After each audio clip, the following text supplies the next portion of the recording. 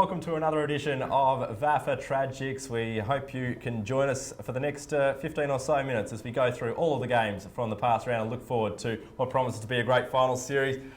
As we get straight into the show and welcome the panel, I'll start off with you, Brenton Mann. Welcome to the panel. Good evening, Andrew. Good to have you on. Yeah, very good to be back. Will Barb, good to have you back in board, jacketed this time as well. Yeah, I thought I should class it up. We've been lacking a bit of class on the panel. So He's really elevating his wardrobe, isn't he? Speak for yourself. Marty Callagher. Andrew, how are you, mate? Well, I'm very happy because Dela had a big win and a real chance to make that run towards the finals, which I spoke about last week. Any comment at that on this stage, or we'll get to that when we talk about the game?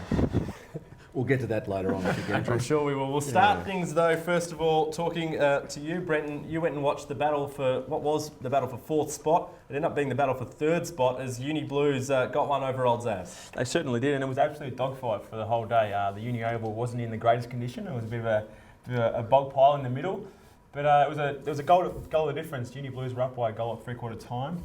Zaz missed opportunities in the last quarter, and Blues just that little bit class above. But Zaz will be definitely ruining those missed opportunities and the result.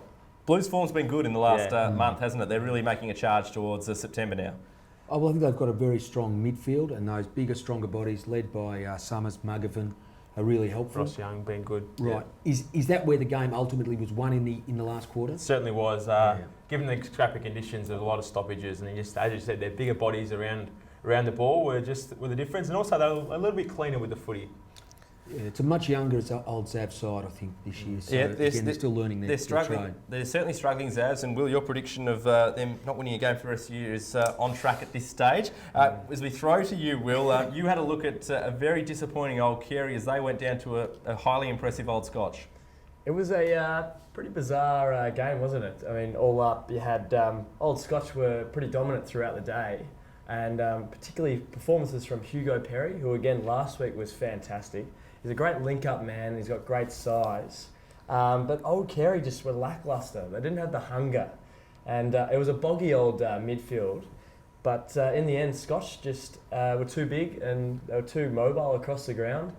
And gee, they're good from outside 50, the big long shots for goal. And they had too much for Carey, and Carey are in a bit of strife now. Worrying signs for Carey, Marty.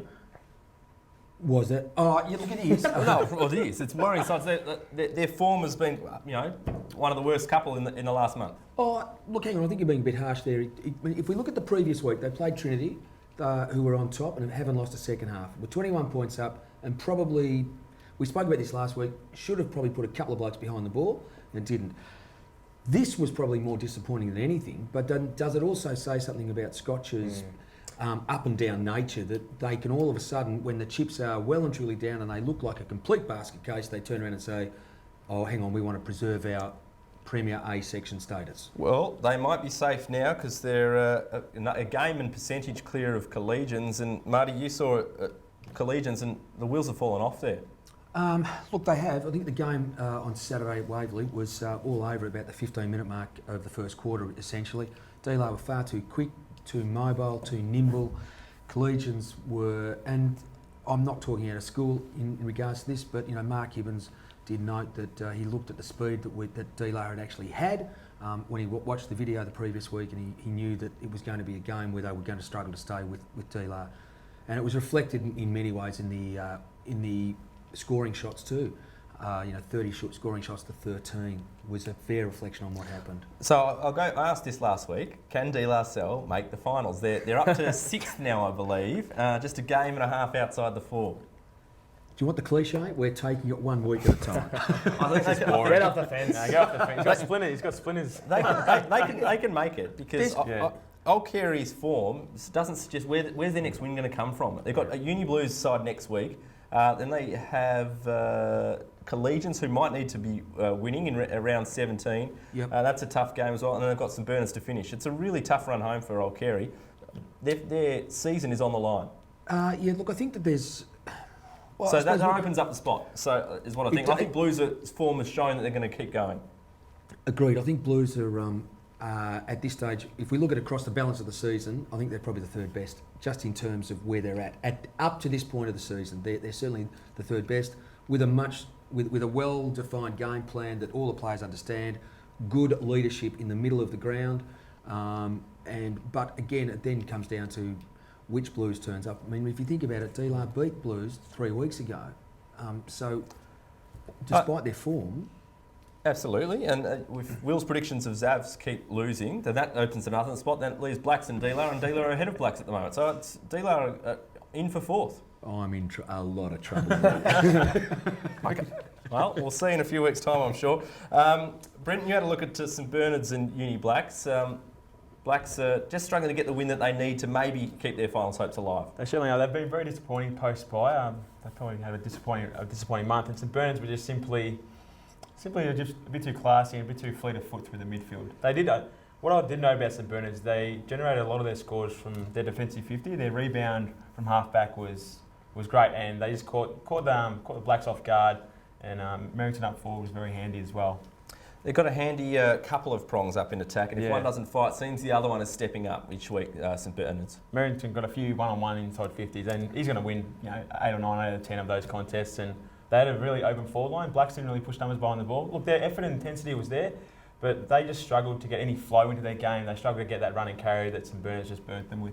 So then that asks the question, do Blacks have enough genuine speed across every line? So if we think about it, you've just said that they got caught on the rebound. Bernards were able to use quick running players to get through any congestion. Trinity have speed, Blues have speed. Where are Blacks? They did look very, very slow, yeah. Okay, so therefore maybe in terms of them looking forward to actually push through to that fourth spot, that becomes an issue because as the grounds get better, yes, the grounds get a little bit quicker, and so therefore it may in actual fact hold them back. So if Blacks are out of it, then lock in Dela for fourth. He's pushing the barrel, isn't he? After 3 years, Bo Morris will bid farewell to William Buck Premier section after a fantastic effort to get the club up into William Buck Premier, or Premier as it was after they were runners-up in 2012 in Premier B. They bid farewell, even with 3 games to go. It's impossible for them to avoid relegation. Great effort for the club. They've had a poor year, but it's been a tumultuous 3 years. With 5 different coaches, I think, taking a charge of Bo Morris at one stage or another through that 3-year reign. They fell to a dominant old Trinity, and Trinity are just on fire at the moment. But Bowie, it's been good to have them in Premier section. Hopefully they can regroup and come back soon.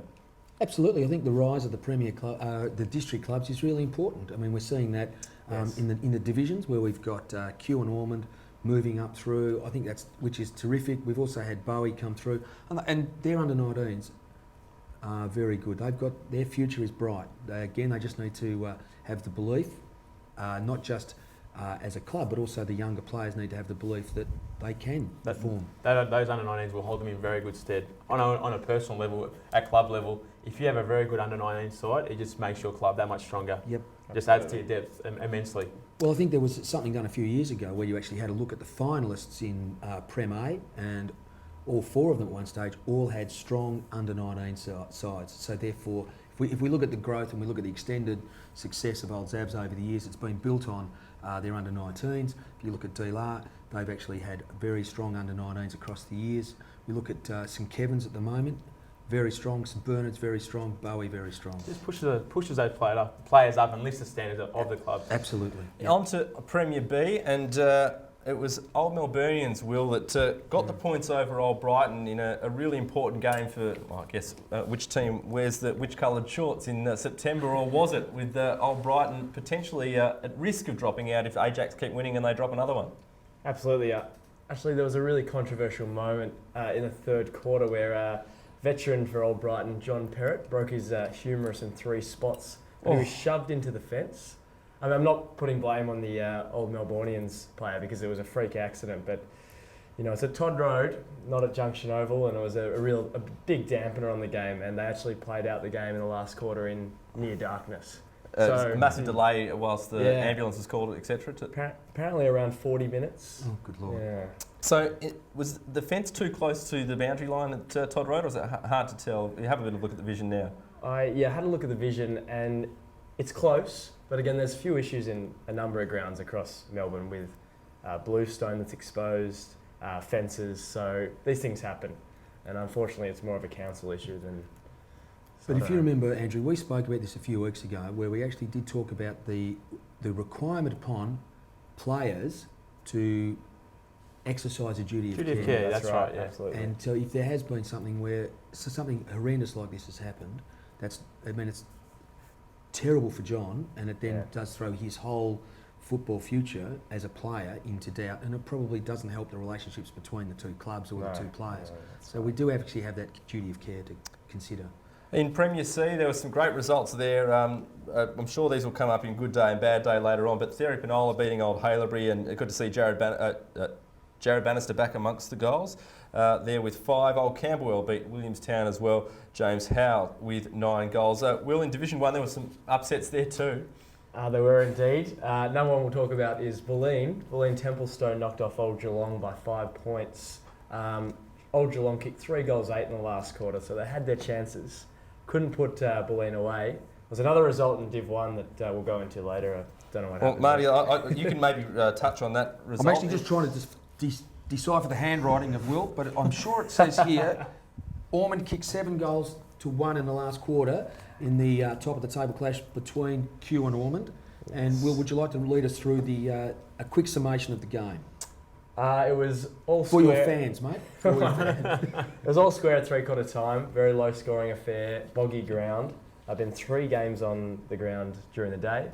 And Ormond kicked away in the last quarter. Their flankers and midfielders were just too strong on the day. And it was an unfortunate result for Kew, but for the competition, it keeps it alive. So Kew again, they get beaten up by St Mary's in a bit of a scrappy game. You can't really. Do you not like to go out there and get your hands dirty, get your knees dirty at Kew?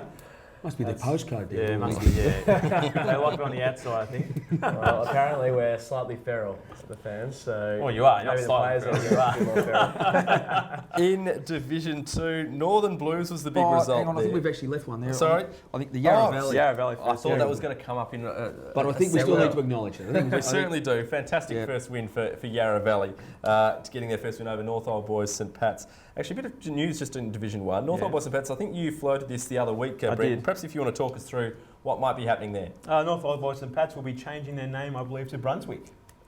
Brunswick Football Club, I'd say, or Brunswick. So will Old they then Boys go or- back and change the jumpers to get the old Brunswick? Remember the old VFA Brunswick jumpers, the old Collingwood jumpers? Before my time. Well, no, Nostalgia. West Brunswick wear the Collingwood jumpers, so now you'll have, that means you'll have North Brunswick, West Brunswick and Brunswick Yes. all playing in the VAFA. It's potentially a big situation for that suburb, as the new gentrified suburb of Brunswick gets 3 VAFA sides. The cafes will be fighting for sponsorship there. They'll be last days galore.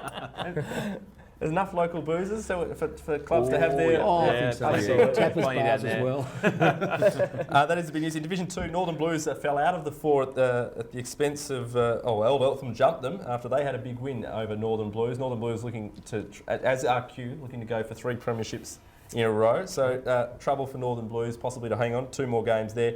And Mayor St Leo's kept their winning run alive in Division 3 with a 2-point win over Aquinas. Time now for Good Day, Bad Day.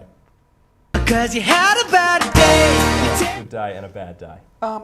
Good day first. I'll go for Marcelin in Prem C in the match of the day against Monash Blues up at the Frierson Reserve at Clayton campus. Marcelin were able to come away with the points in what would have been a very high standard and would have been a fairly hotly contested game given how tight Prem C is. And bad day, the Elsternwick Amateurs out in the small oval here behind us. The seniors lost by 129 points and the reserves lost by 162. So a combined loss for the day for the boys in the red and black by 291 points. Not a great day. Will? Well, I went with a good day, of course, to Yarra Valley, who had their first win of the year. It's always good to see a club, get the break the drought. They lost 16 games in a row, so it's 15 games in a row, excuse me. And it's nice to see they had a win for the year because they'll be in Div 2 next year, obviously. But Simon Yeo was terrific down back, and they won by 22 points against North Old Boys. Most importantly with the Yarra Valley, just to mention and interrupt there, first time I think in a few seasons we've had every club, senior club, have a win through the VAFA, which is always good to see. Staying competitive. Stay competitive, exactly, a competitive balance. And I went with a bad day to sticking in Division 1. Old Geelong's loss to Bulleen Templestowe. they had have won that one and they would have been on equal points with Q. And unfortunately, they're now a game behind and percentage. So fortunately for us, I think we're safe right now, but there's 2 more games to go. Throwing out the wees here. Have they not won? Have Old Geelong not won since they beat you? No, they won last week. They won last week. I think they've been 2-1. They beat Old Mintonians. Okay. Brenton, tell us about a good day and a bad day. Good day for me. I went for Old Campbell, who got a very rare win in a shootout with Williamstown CY.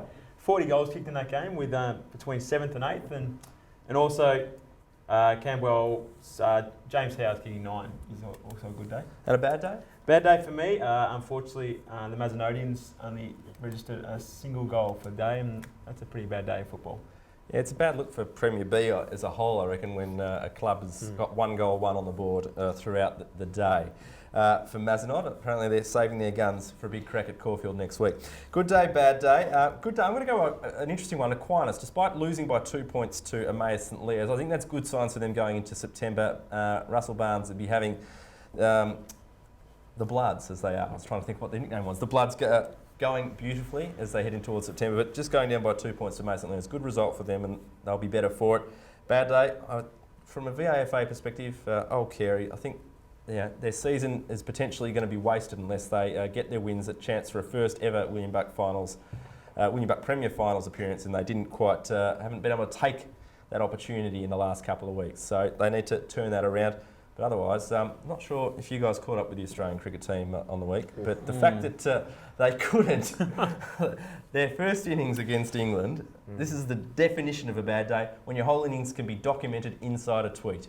Yes, it's very true. Actually, I'm not sure if you're aware. 119 balls, 140 characters in a tweet. You can document the whole Australian innings of first innings of a Test match inside a tweet. It's a bad day when I go out for dinner, pick up the pizzas, and by the time I get home, we're all out. It's not a great innings. How far do you have to travel for pizza? It's only down to Inkerman Road, just down here. But I was gone for all of 20 minutes, I reckon, and we were done. It's deplorable. That was dreadful, wasn't it? We'll open up to you, and it's time now for Willie's predictions. Get the crystal ball out. Now, we're going with flag predictions right now, and we're sticking with William Buck Premier. And I believe it's a 2-horse race right now, and I think quite a lot of people agree with me. It's Old Trinity and St Bernard's. That's my South Australian coming out. Personally, I think Old Trinity across the board are the strongest. Obviously, St Bernard's with players like the Caven brothers are particularly strong in certain areas. But I'm going with Old Trinity to win the flag. I suppose I'll open it up across the board, boys. What do we all think? Brenton? I will go out on a limb. I'll play devil's advocate. I think St Bernard's can get there. They play a very similar brand of football, and both sides will be suited to the bigger grounds in September. But I'll go St Bernard's. Yeah, I think St Bernard's. I think Old Trinity rather. So I'm going to agree with Will. I think Old Trinity will win the premiership this year in Premier. If we need to throw it out there now. In saying that, it's going to be a great. If both sides make that grand final. Sorry, Dela can still win it. He's done it again. He's done it again. What did you say at the start of the year? They're the worst team not to get relegated. Did you say that in your an opening record at the start? No, it wasn't you. Last year. Was that last year? Yeah, it was last year. On last year's performance. I'm sorry. That's right. But they are storming towards September. To the form side of Premier. Nearly. Okay. Marty,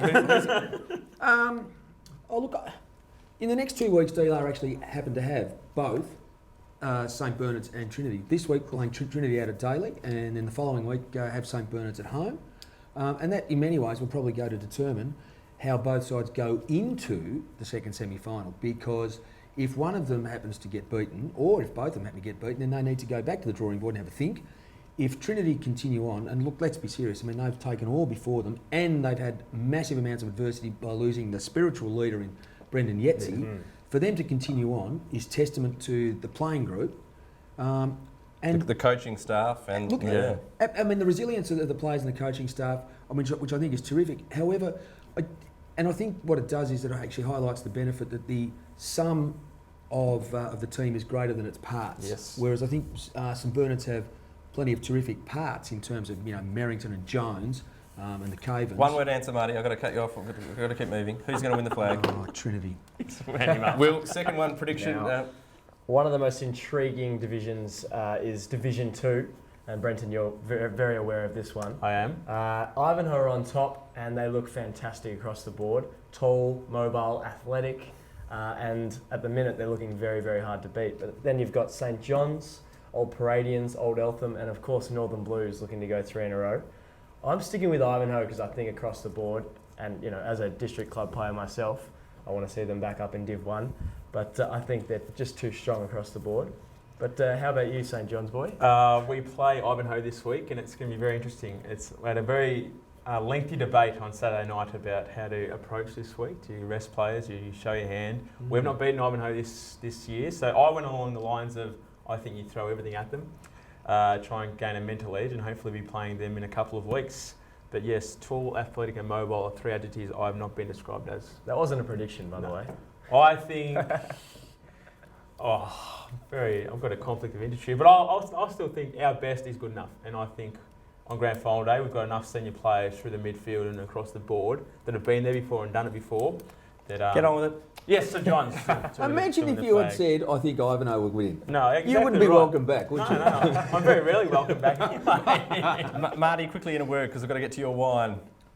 No, I'm going to stick with the Jocks. I chose them earlier in the year and I'm going to stay with them. Yeah, I'll jump on board. Well, Northern Blues, I think I went at the start of the year. If they can sneak in, I'll give them half a chance because they're outstanding in They're my finals. smoky, yep. But otherwise, I'll go with the Hose.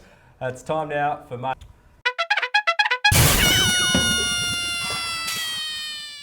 Thanks, Andrew. And this week we actually have an on-premise wine. So meaning that you can only purchase this in restaurants. It's a new label from Tabilk. It's called 1 Million Cuttings. And this is a 2014 Merlot. So for all those who like soft, plush, luscious wines will go well with lamb, come and see me or talk to Brenton down at headquarters and he'll look after you. Oh, Okay, Blair. well, we might Blair. talk to Blair instead. Actually, you might want to come down here and we can actually have a bottle of it anyway. Okay. The wine is Division 4 fixture. There were more teams had a bye than actually played. it's very strange. It was quite strange. I'm really struggling with the concept of how that actually happens. Given I think there were 6 teams had a bye. I mean, I know that. No, I don't know. So if someone could explain it to me, I'd be more than happy to understand how it all works. Surely, as a player, you want to play. Surely, as a supporter, you want to go along and watch your local team. You want to go and support your team, and then to actually have that. What do you do on a Saturday? I'm not sure. We might leave it there. And, You don't watch the cricket. No, there's no cricket on it though. Thanks again, everyone. It's been a pleasure bringing you all the Tragics this week. I'm sure we'll have more predictions and more wines and just more general banter next time on the Tragics. We'll see you then.